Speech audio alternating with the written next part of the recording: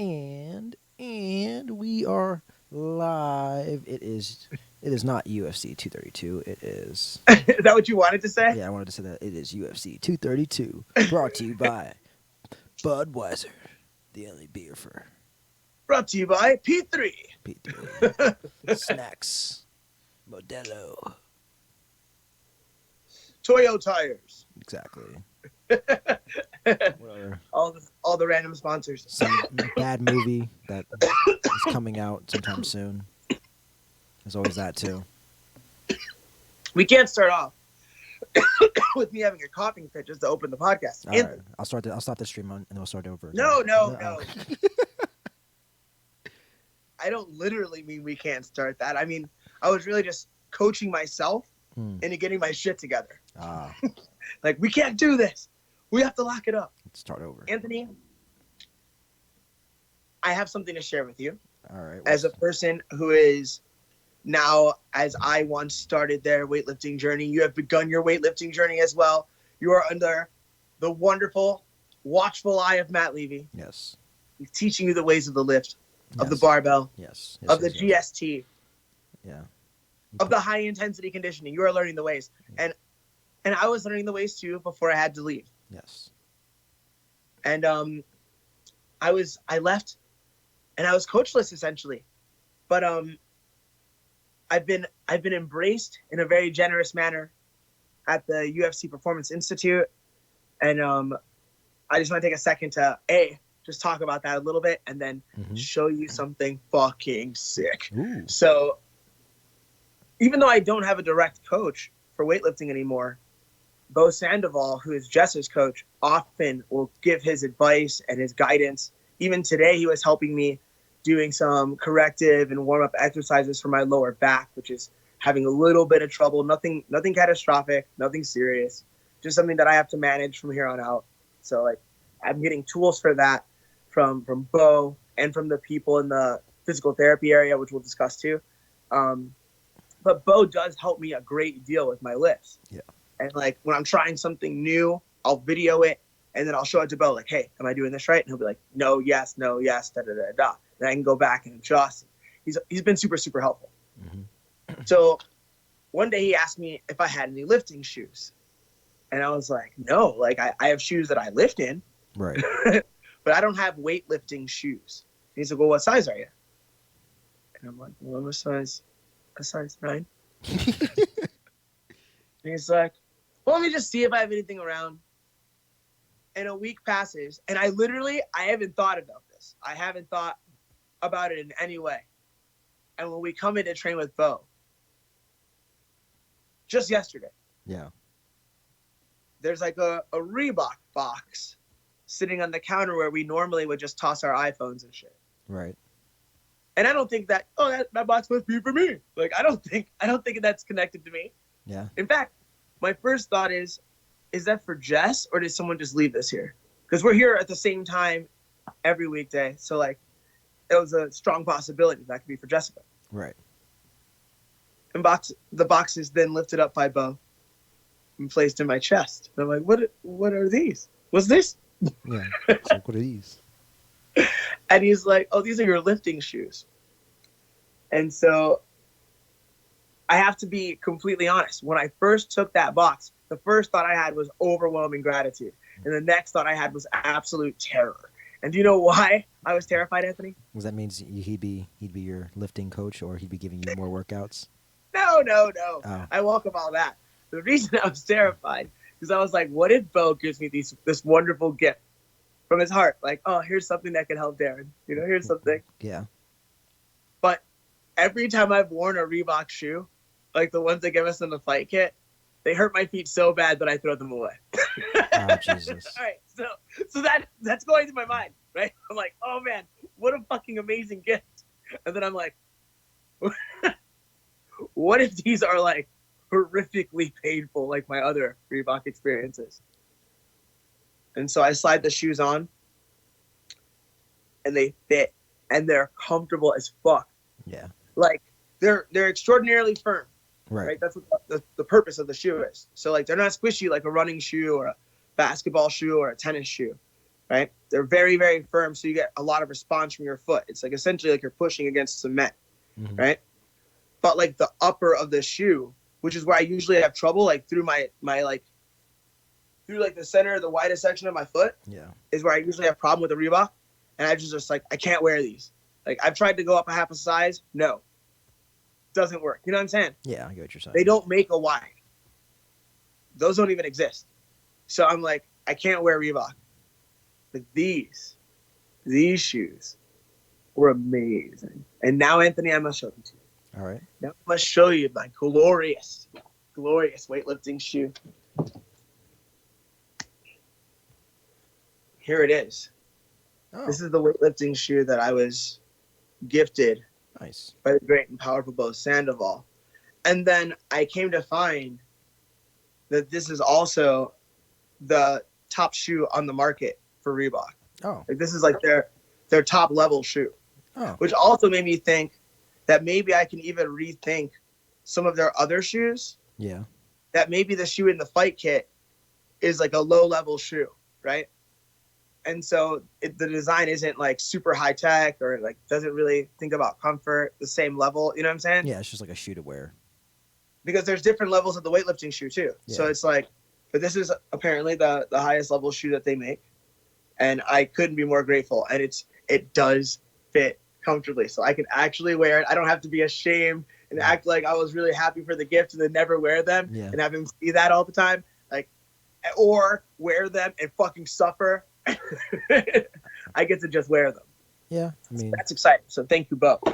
Not just for the shoe, but just for everything you do for all of us. He does a lot for me, Casey, Jess. He does a lot for us.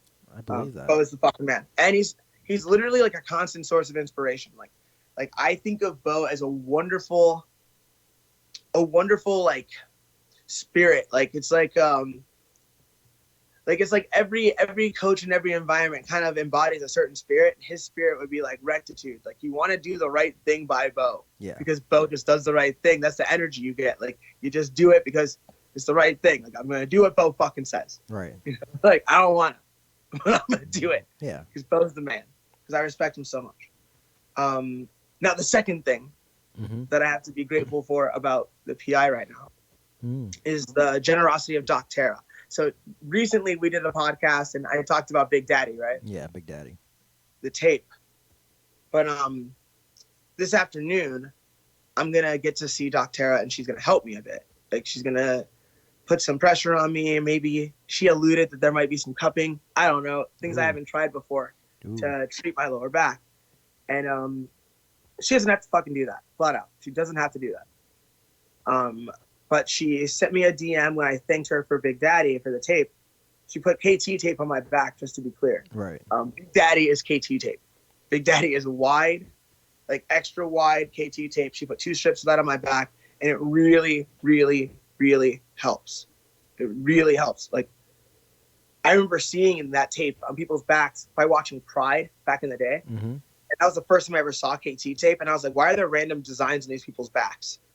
And like, now I know. Right.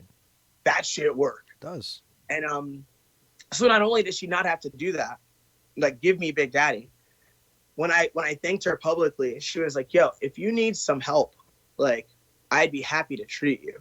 It just has to fit into the schedule. Like if you have time and I have time, I would help you. And I was like, man, that's amazingly generous. Right. So this morning I was in a little bit of discomfort. Like I don't want to act like I couldn't get out of bed. I was dying. I wasn't dying, but I was in some discomfort. And so I went in today to the PI, got in the hot tub, and I did some exercises. And I did what I was supposed to do because Bo said so. Right. And Doc Terra said that she can see me. And so I get to see Doc Terra and get some treatment. And I'm insanely grateful for that. So like, it's like you don't expect people to go out of their way for you. You know, at least you shouldn't. Right. Right? Like we shouldn't think that people should fucking go out of their way. But when they do, it's incredible. And I can't be more grateful. So thank you to the staff of the PI. Yeah. Yeah. Yeah. This is not. So now let's talk some shit. Now that we just said some like positive shit. All right. Talk some shit. Now let's shift gears immediately and become complete assholes because there's one piece of MMA news that I would like to bring up for sure. All right, I'll let you bring it up then. Normally, I don't say anything negative on the internet in terms of like Instagram comments, shit like that. I find that shit distasteful in general, right? In general, I find that distasteful. Mm-hmm. However, However, if a person already has like an established beef mm-hmm. and they behave like they want it when we see you, and then it turns out that someone that we like is gonna fight you, then I'm not just gonna like run you down or talk shit, because that's not my nature. I'm not gonna go super outside of it. But you know what I will do? You will break it up. I will help the person who I like in any way that I can, and hope that that help fucks your day up.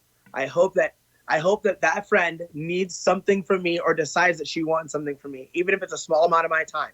And I hope that that time adds up to you getting whooped. And that's, I don't think that's super evil. No. And even if it is, I don't care because that's how I feel.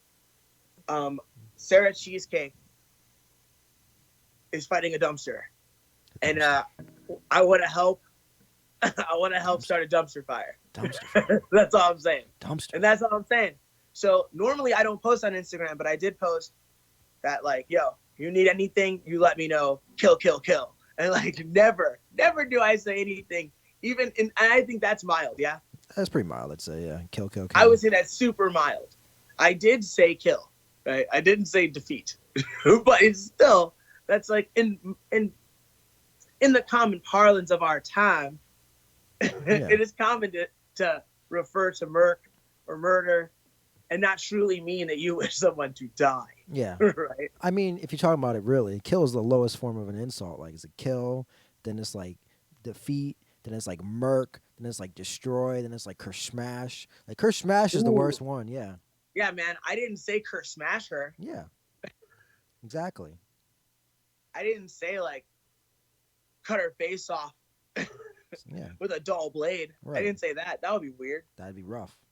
That'd be You know what I'm saying? That'd be a good arm exercise, but that'd be tough. Take her eyes out with a spoon. There you go. I didn't say that. Good Halloween. That would be weird. That would be. A little too macabre. A little bit, you know, some people would say violent.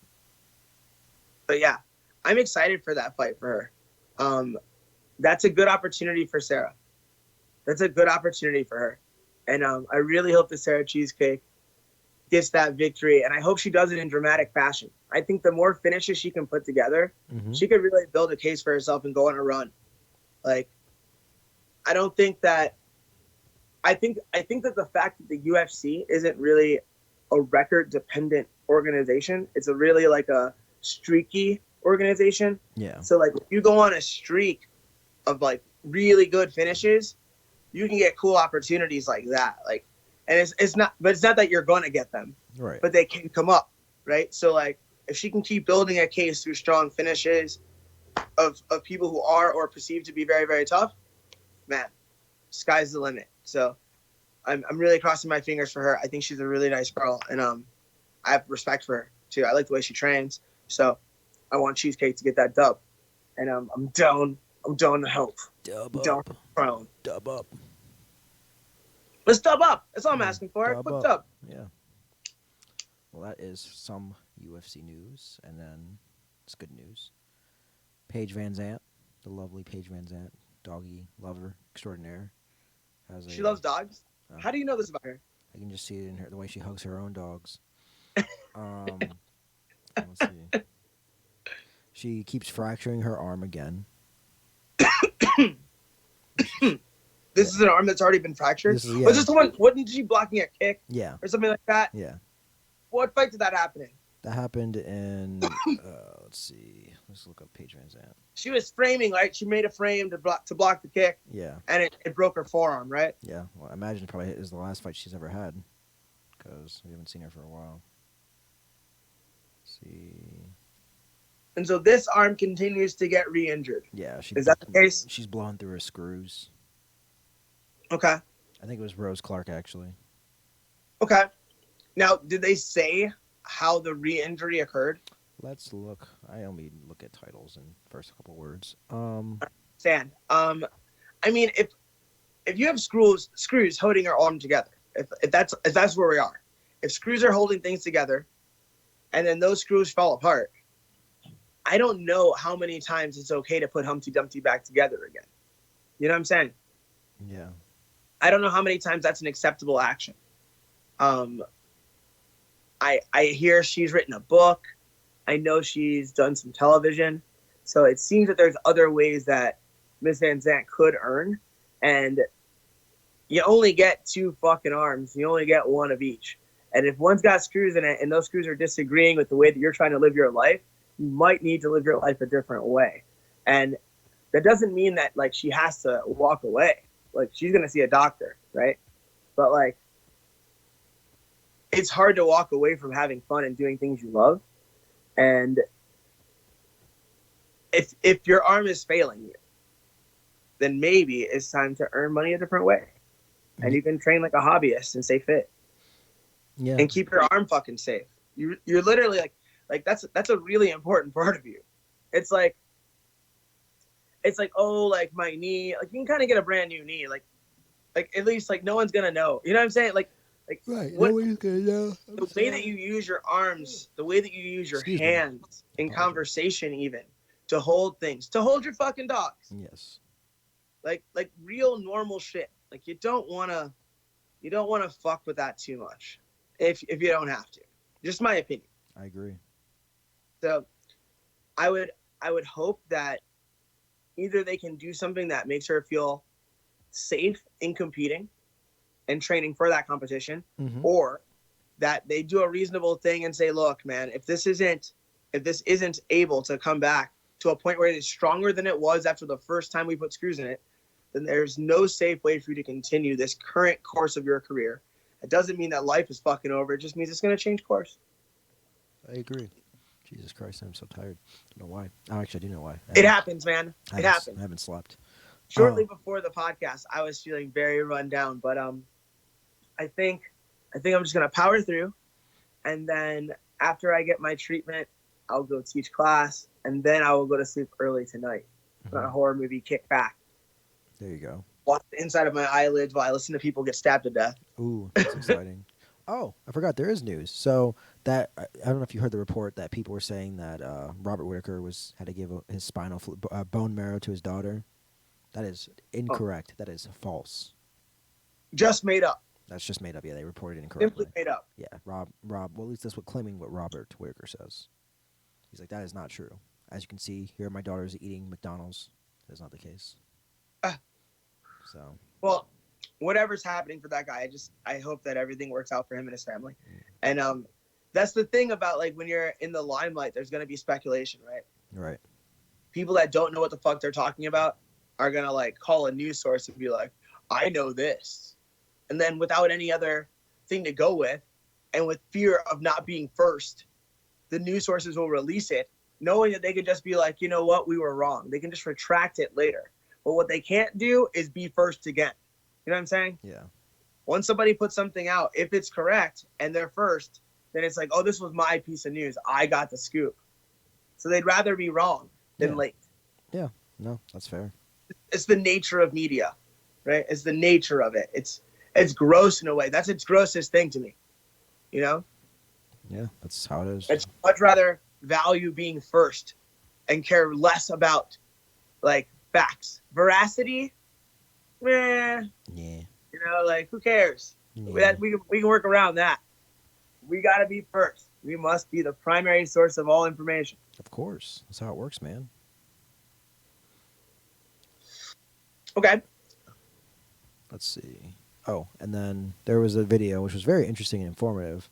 It's a 2-part video on YouTube. If you know the UFC or ESPN reporter that focuses on UFC news, Laura Sanko, she's a nice, pretty blonde lady. She's a former atomweight, and she is currently dating Dawson Grant, who is a featherweight. Why do you know these things? It's just news. I'm just reading it. And so basically what happened was... How do you know who she's dating? And so basically what they did was they did like a 2-on-1. It's like her boyfriend against her and then another phantom weight. I mean, Adam weight. So they did like a grappling match 2-on-1 where like it was a serious match where like I'm like this dude's trying to break his girlfriend's arm. Like it's kind of legit. Whoa. Yeah, like you can see So like because who wins? he wins because he basically as they're like trying to like you know they're trying to hold him down side control. He shoves one of them into the other one, gets up, and then like pushes one far away as hard as he could, and then like then arm bars one of the chicks, and then gets up, and then like the other one starts like plotting So forward. he creates a scenario where he can fight one at a time. Yeah. That's what he does. Yeah, pretty much. That's what he does. Yeah. So the strategy to beat two people at once is to fight two fights. Yeah. That's not news. That's not news, but it's funny to watch because you see It is funny to watch. You watch But this I chick mean, try- like, this is all right. You ever hear about this idea called like the line theory or lines? Is this for like martial arts? Yeah. Yeah, like no, like the shortest distance is like right there. No. this is this is about like if you're facing multiple attackers, what you want to try to do is stack them up, right? So like, and you want to do that with like footwork and positioning. Yeah. So if two dudes are coming at me and they're right here, right? If I stay where I am, right? Let me put my joint down for a second. If I stay where I am, then these two dudes are gonna converge on me, right? But if I could move offline, then I could put myself in a scenario theoretically where one would have to pass through the other to get to me, Right. right? Or go around the other to get to me. Yeah. And so that would buy me, in a sense, more time, right? Yeah. Now, this is a difficult thing to fucking execute in real life. Like, Right. this is not like, oh, if 5 guys come at me, all I gotta do is put them in a line and fight 5 fights. Like, no biggie. But this dude, instead of using footwork, was able to use his strength, right? His strength advantage and his testosterone to be Yeah. like, hey, I'm gonna push one of you far the fuck away, then I'm gonna muscle this armbar right quick, and then I'm gonna fight the other one, and then it's over. To be fair, I think he lost the first fight. I think they did 2 of them. There was one that was recorded and one that wasn't. And No, wait, when did he lost? But I guarantee he didn't separate them successfully. That's why he lost. Probably. That's why he lost. I mean, I don't Probably. have to see it. I'm telling you right now, like, you can't beat up 2 people at once, especially if they know how to fight at all. Right. You can't do it. Yeah. But if you can make it so that you never really are fighting 2 people at once, Right. right? Or if you can make sure that while you're fighting 2 people at once, you don't lose, and then create a scenario where you fight one at a time, There you go. then you might win. There you go. That's it. So like, there's the multiple attackers answer. Like, that's the funniest fucking martial arts question. Like, well, what if there's like more than one person? It's like, Well, whoop that dude real quick, and then if whoop you want to know the outcome, the likely outcome is you are fucked. Yeah. The things that work best against multiple attackers are other multiple attackers. So like, if 5 dudes come at me, I need to blow the whistle and get 4 other motherfuckers who like me to fucking fight these 5 guys with me. Yeah.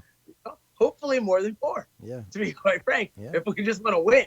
You want to know? just Like, if we're- overwhelm Braveheart. If we're throwing honor out of the way, Braveheart. oh, we're going to get to the Royal Rumble, you son of a bitch. It happens this Sunday, and we're going to talk about that before we go off the air for sure. Okay. And this is a perfect segue into the Royal Rumble. So we'll talk about it immediately after this. But yeah, I think people don't realize the run defense, the gun defense, the I have more friends than you defense, those are the best. Yeah. Those are the most effective fucking tactics against multiple attackers. The run defense, like, I don't got to fight you. Yeah. You know? I'm out. The I got more friends than you defense, we gonna fight you now. Or back the fuck up, followed by the run defense. Yeah. Like, that's it. Those are the best weapons. But yeah, stacking is a theory, and if you can create a scenario where you're only fighting one motherfucker at a time, you might win. Anthony, let's talk about the most important thing of the weekend. All right. I can't believe that when we were talking about this before the podcast in our super, super brief pre-production meeting, let's call it that so that it sounds more important, you know? You gotta kayfabe shit. Like, did I just call you and say what's up before the podcast? No. What we did was we had a pre-production An meeting. agenda. We did not talk about this weekend's event. On Sunday, Anthony, Yes. on Sunday, you could argue, is the best pro wrestling event of the year. Now, when I say it's the best, what I mean by that, I mean it's the best in the same sense that Hulk Hogan is the best wrestler of all time and Chris Benoit is not, Mm-hmm. right?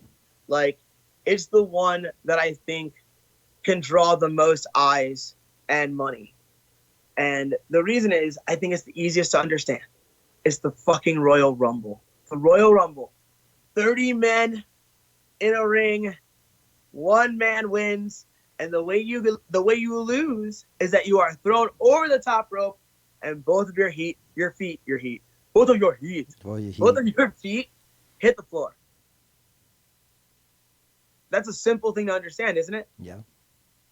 Wrestling in general, not only is it like fake, but like it has a series of rules and a whole culture. And if you just try to watch wrestling as a regular person who's never watched it, it can be extraordinarily isolating. And then instantly, like most people who are isolated, you start making fun of shit or running shit down, which can also be a fun way to watch wrestling. You can watch it like a B movie and be like, you can see the fucking sound guy. Like you can do that too. It's fine. There's many ways to enjoy the product. But the Royal Rumble is unique because anyone can understand the rules of the Royal Rumble, and then you just kind of have fun. Right. You just watch the spectacle of each person run down to the ring. Even if you don't really watch, maybe you've heard of some people from your childhood. There's a chance that one of them or two of them might show up. Some like 70-year-old guy is going to run out and try to do a move, and he's going to get thrown over. It's the fucking best. The Royal Rumble is the greatest and best event. And when I told Casey that the Royal Rumble was this weekend, he was like, oh! He's like, that's what we're doing on Sunday. Like, we're fucking watching the Royal Rumble. We'd have to, no worries about what we're doing Sunday. Like it's the Royal Rumble. It's covered. Like, obviously. We got it covered, guys. It is the best event because anyone, you don't have to be a wrestling fan or a weirdo like me or enjoy the things that children enjoy. Yes. To like the Royal Rumble. There you go. It's just an enjoyable event. I highly encourage each and every person to watch the Royal Rumble. It'll be I don't get paid to say this. It's going to be on the WWE Network, which is only $9.99 a month, and your first month is free, as will be your Royal Rumble experience. Get the Royal Rumble, or just go to a fucking bar, or get some friends together and watch that bitch, or steal it on Watch Wrestling whatever, and watch that motherfucker. Wrestling whatever. You know what I'm saying? Yeah. You can do the math. The Yeah. dot changes. To be honest, I believe that. I'm not surprised. they changed that dot up so we can keep the party going. Dot XYZ. Dot XYZ. Yeah. I like that. You know, go to watchwrestling.xyz and watch the fucking gimmick. I agree. Watch the Royal Rumble. Did you watch the Royal Rumble when you were a kid? Never. I've never watched the Royal Rumble. You've never seen the Royal Rumble? Never, ever, and I probably never will unless I'm hanging out with you and then that happens to come on at the same time.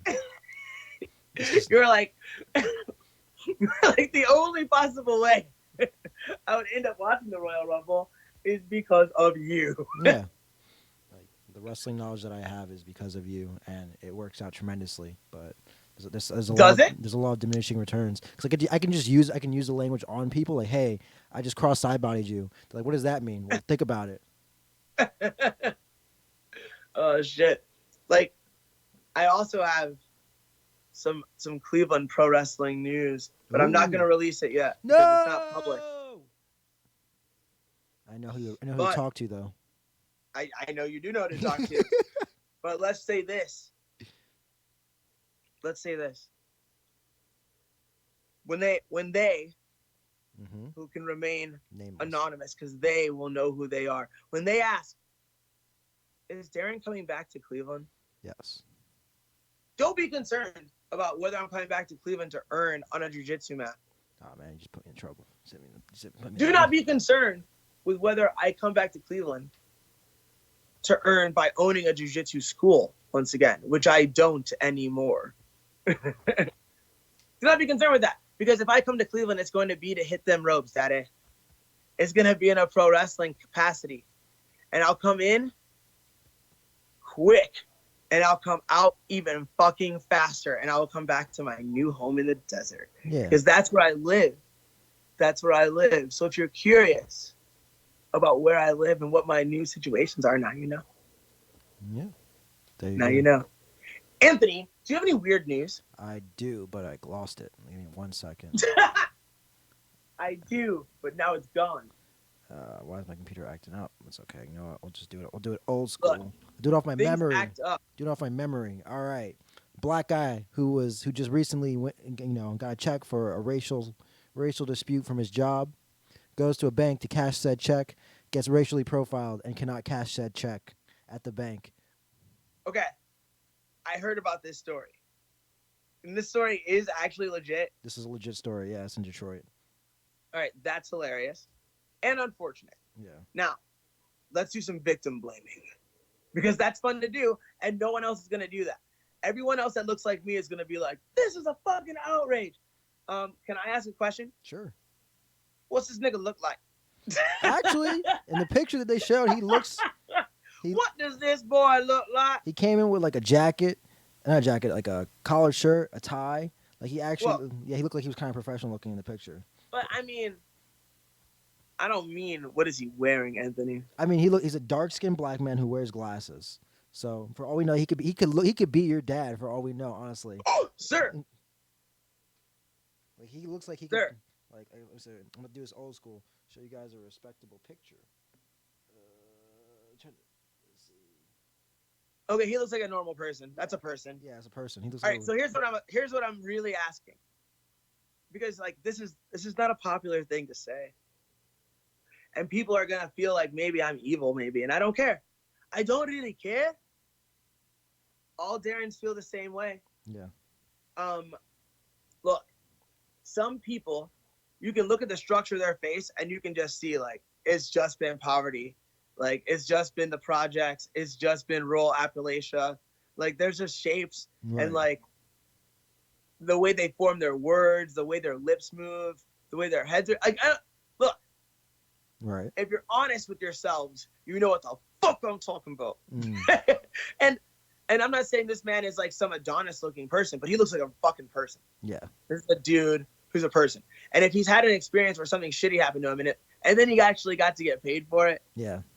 like they actually came through like, no, you were wronged. Like you're not some dude that cried wolf and like, no. This is racial discrimination. Like they fuck with you, bro. Here's some cash. They sorry, everybody sorry. Then you go to the bank. and then the white man called a fucking police on you. So I don't know what the normal protocol is.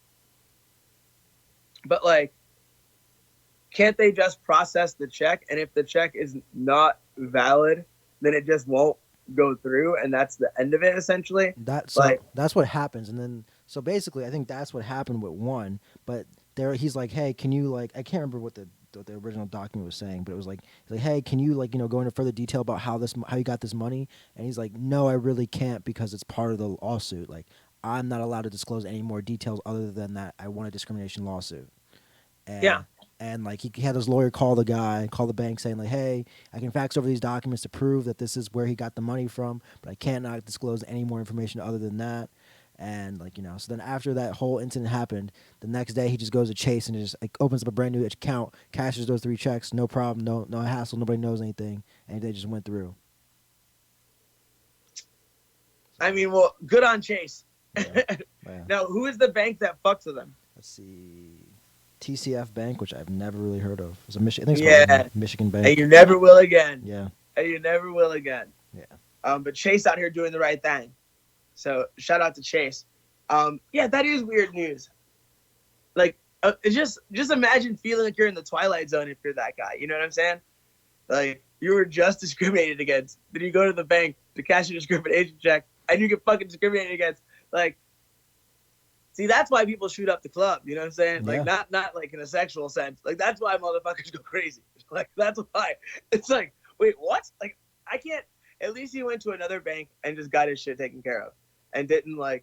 Right. Just didn't try to get another thing going. He's like, you know what? Fuck you. I'm going over across the street. Well, he did. I think he's filing a lawsuit. He should. He should. He's gonna get another check to put in the Chase. And then Or you can just become the owner at TCF. pretty much can just, get I'm in charge of that now. Let's see. I'm trying to find the one that made the most Like, sense. I was gonna give you guys a bunch of money, but now I'm gonna take some. Like, we're gonna make a major withdrawal from your account. Oh, that's right. Now I know. Mr. Peanut, you know he's dead?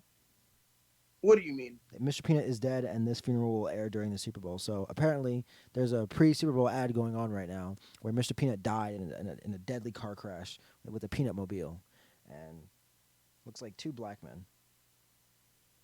No, Wait, are you accusing black men of murdering Mr. Peanut? no, a white dude and a black guy. That's all I'm saying. Just giving you Oh, it context. was a multiracial crime. Yeah, multiracial crime. So they're hanging for their life, I guess it looks like, to get out of this hole. And Mr. Peanut's dead. So they're gonna air their funeral. So just be prepared for that. There's a new mascot for the Peanuts. So What is fucking going on? so for Planters Peanuts, if you guys aren't aware, they have a dude, a peanut, that wears a top hat. Basically, it's a Monopoly guy, but as a peanut. He's got a monocle. Yeah, Oh man! All right, confession. yeah. Before I was Keebler, I was Peanut. Were you really?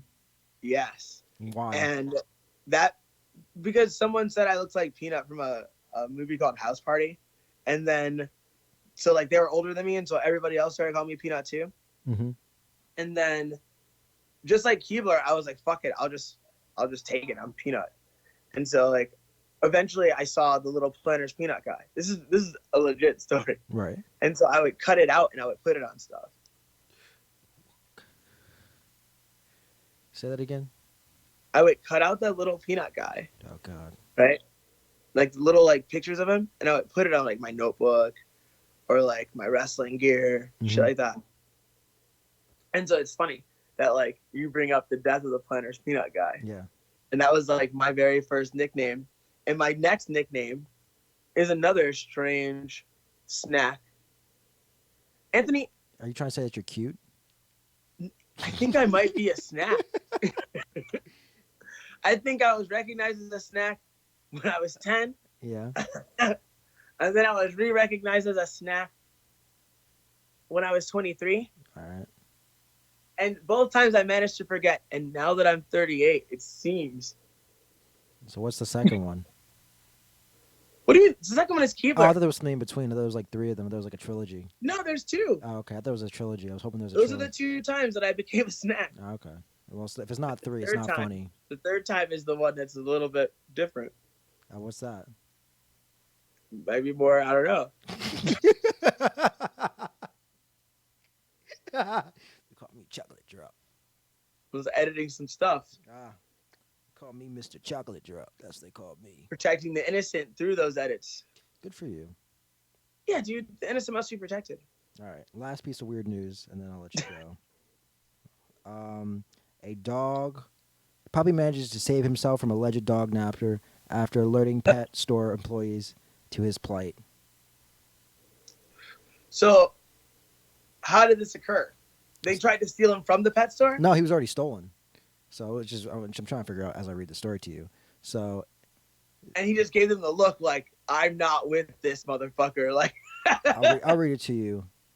In a serendipitous twist of fate, a pair of alleged dog nappers brought Van Gogh, the 5-month-old Australian Shepherd, into a pet store in Quebec.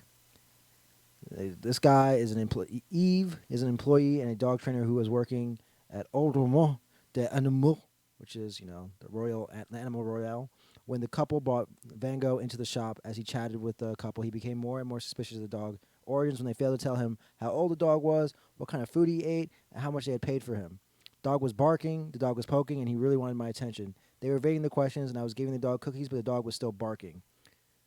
So Jordan continued to talk to the couple while his coworker ran some internet searches on missing dog reports. Sure enough, they found a picture of Van Gogh saying that the dog had been reporting missing from his home only 2.5 hours earlier.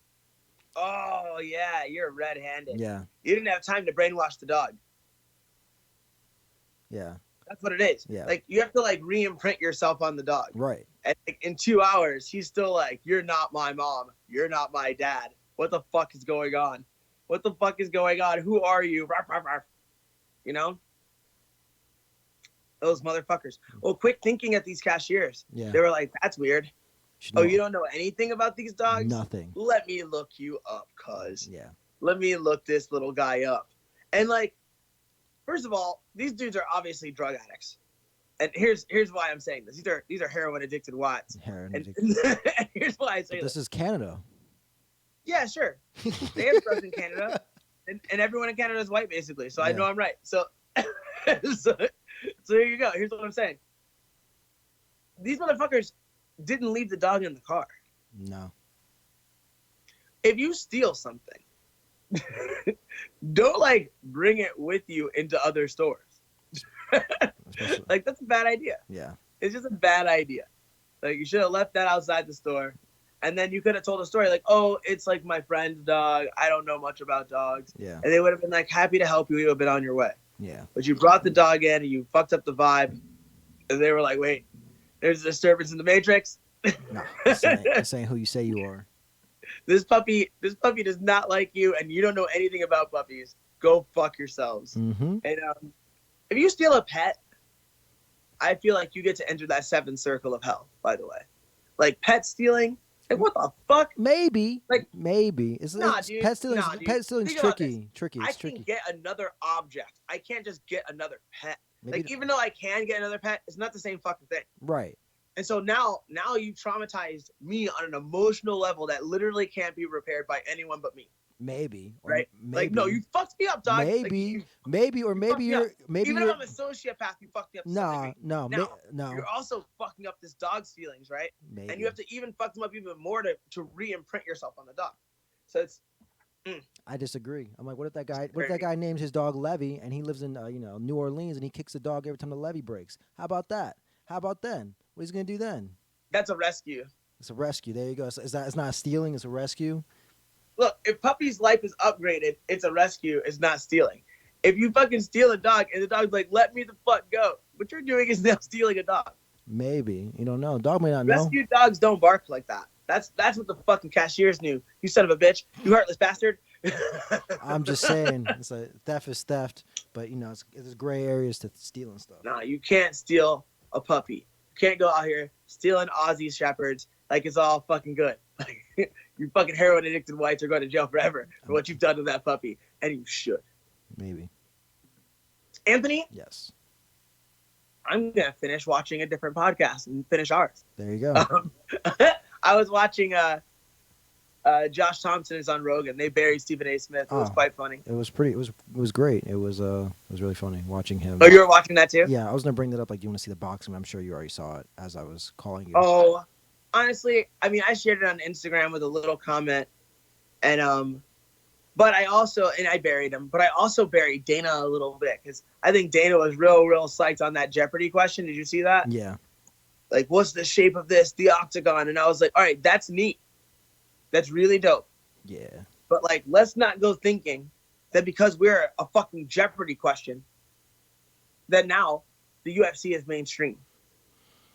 I'm not there yet. Too many UFC fighters that are fucking top 5 can walk into Walmart, spend an hour in there, walk out and not be recognized. So I think we're not mainstream. Correct. Until the top 5 would have issues going in public, would have to like take a little bit more precaution than not, right? Until like, or know that they're going to be spending a lot of time signing autographs and taking selfies. Right. Until everybody gets that, I'm not going to call us a mainstream sport. I'm just going to hope that we keep pushing toward it. I'm not going to pat us on the back for being on Jeopardy. However, what I will do is leave abruptly. Anthony, it's been a fucking pleasure as it always is. For now, I'm going to say, mwah, goodbye, Internet. And Anthony, I'll see you later. Yep. Peace.